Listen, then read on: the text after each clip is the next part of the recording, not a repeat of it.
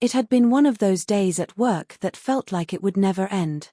My name is Linda Parker, I'm 42 years old, and I live in a small town in Ohio with my husband, Mark, and our 16-year-old son, Jason.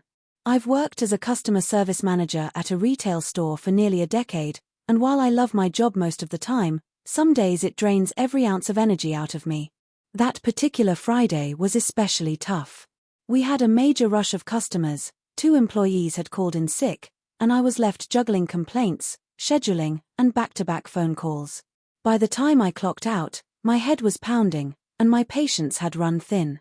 All I wanted was to get home, sit on the couch, and let go of the stress. But here's the thing, I made a mistake that night. I stopped at a small convenience store on my way home, and instead of grabbing my usual bottle of sparkling water or soda, I grabbed a small 6-pack of beer.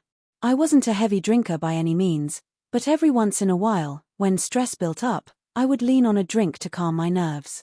I told myself I'd only have 1, maybe 2, just enough to take the edge off.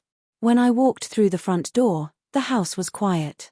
Mark was still at work on his late shift at the fire station, and Jason was upstairs in his room, probably playing video games or listening to music.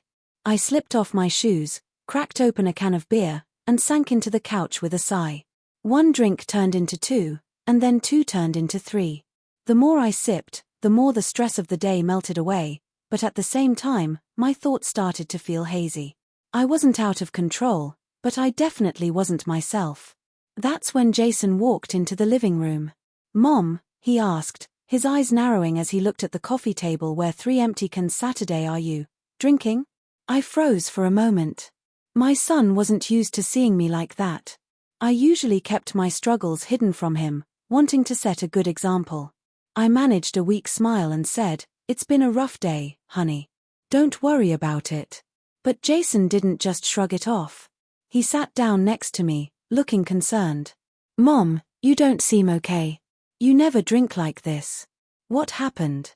Something about his tone, the genuine worry in his voice, broke down a wall inside me.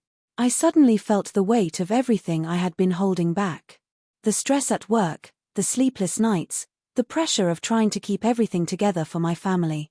Tears stung my eyes as I admitted, I feel like I'm failing, Jason. At work, at home, everywhere. I'm tired. Jason, my 16-year-old son, did something that completely shocked me. He put his arm around me and said, "Mom, you're not failing.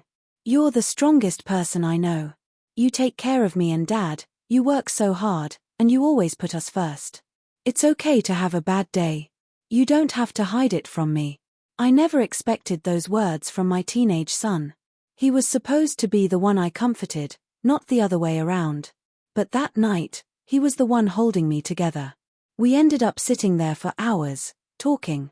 I told him stories about my own teenage years, about how my parents had worked hard and sometimes struggled, too. He told me about school pressures, about how he sometimes worried he wasn't good enough at sports or classes. We bonded in a way that was deeper than any conversation we'd ever had before. By the time Mark got home from his shift, the living room was filled with the sound of laughter. Jason and I were playing a silly card game we used to enjoy when he was little. The empty cans had been cleared away, and the tension in my chest had lifted. Mark looked at us with confusion at first, then smiled. "Looks like I missed something good," he said. That night changed something in me. I realized I didn't need to hide my struggles from my family. They weren't expecting me to be perfect, they just wanted me to be honest. And Jason reminded me that strength isn't about never breaking down. It's about getting back up and allowing the people who love you to lift you when you can't do it alone. Over the next few weeks, I made some big changes. I started journaling after work instead of reaching for a drink. Jason and I began going on evening walks, where we talked about life, school, and even silly things that made us laugh. Mark and I had deeper conversations about sharing responsibilities, and I felt lighter, freer, more connected to my family than ever before.